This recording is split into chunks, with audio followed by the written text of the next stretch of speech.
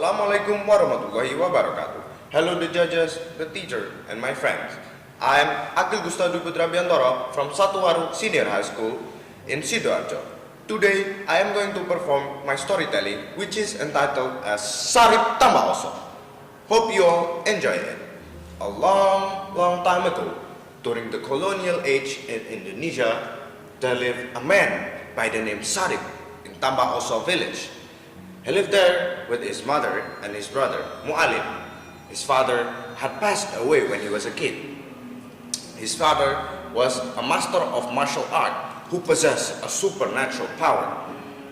Before his death, his father gave Sarip a piece of red clay that he called as lemah abang in Japanese language.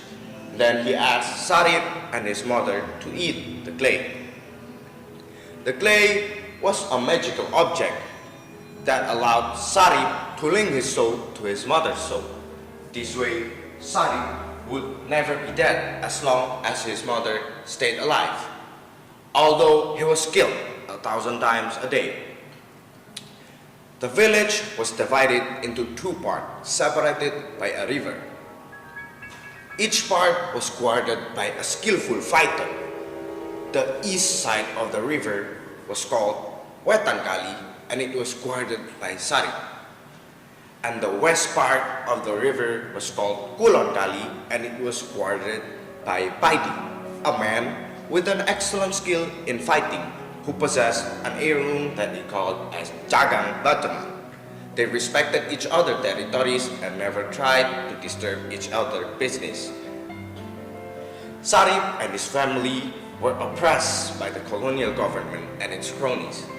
The condition had forged him to be a strong-looking and impatient man. But he was always scared to the suffering of the people in his village. He also loved his mother so much that he always wanted to make a better life for his mother. That is the reason why he decided to leave his mother alone and went to Gedangan village in order to try his fortune. A year after Sarip left the village, his mother decided to allow his uncle Ridwan to manage a pond that Sarip's father has left for him. Because she was unable to do it by herself, his uncle was supposed to pay the tax of the pond to the colonial government and also share a few of the profit to Sarip's mother. But he didn't do it. Mr. Ridwan turned out to be a cunning person who wanted to claim the pond and all of its profit for himself. He didn't even lend any money to Sarip's mother to pay the tax to the colonial government. The colonial government sent the village chief to collect the tax from Sarip's mother because she didn't pay it until it was over the due date. When the chief arrived at Sarip's house, Sarip's mother told the village chief that she didn't have any money. The chief got angry when he heard that, so he threatened to hurt her. She begged for additional time, but the village chief didn't want to hear any reason from her. The village chief slapped Sarip's mother on the cheek and she fell to the ground. But unexpectedly, Sarip was just returned to his village and he saw the incident. He ran toward the village chief and kicked his chest, and the chief fell to the ground. But Sarip didn't stop right there. He jumped on the village chief's body and punched him repeatedly until he stopped breathing. And then Sarip helped his mother to stand up and brought her to the house.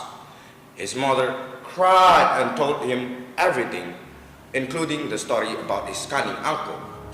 Sarip got mad to hear the story, but he realized he had to go from the village because he was a fugitive at that moment for what he did to the village chief. So he told his mother to stay at home, and he explained that he had to go for a while so the authorities couldn't catch him. He gave his mother some money and he said goodbye to his mother.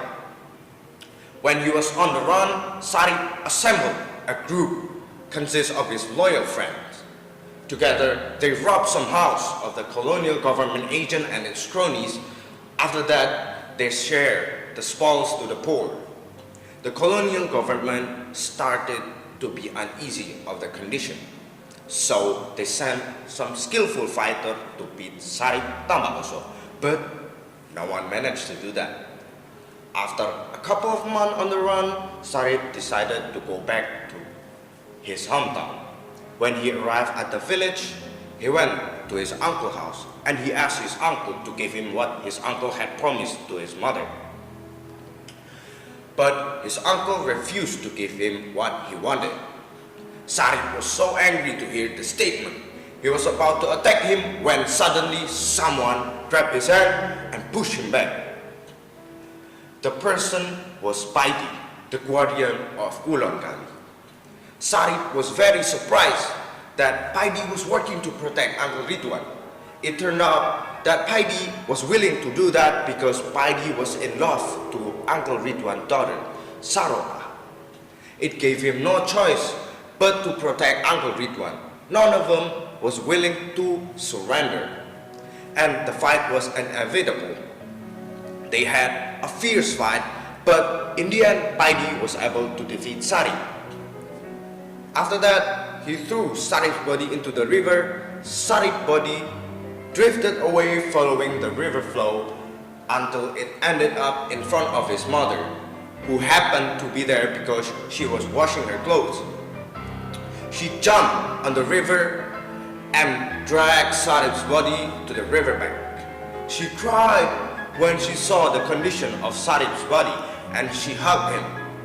She screamed and said, "Sarip, tangiole, durung wayai awakmu mati." Suddenly, Sarip resurrected from the dead.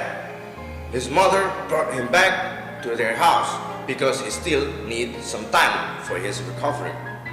After a couple of days, Sarip decided to go back to his uncle's house for a revenge. When he arrived there, everyone was shocked to find out that he was still alive. Mr. Ridwan asked Paidi to fight and defeat Sarip for the second time. Paidi and Sarip had a fierce fight for the second time, but this time Sarip managed to defeat Paidi. Mr. Ridwan ran away and reported the incident to the authorities of the colonial government. He also leaked the secret of Sarip's supernatural power. When the authorities found out Sarip's weakness, they sent their troops to catch Sarip's mother and then they killed her. This condition made Sarip to be vulnerable. After that, the troops went to catch Sarip, and then when they found him, they shoot all of their weapon to Sarip's body and he fell to the ground. And that is the end of the journey of Sarip Tambak Oso. Thanks for watching. I am Aqil Gusta Dwiputra Biantoro signing out. Assalamualaikum.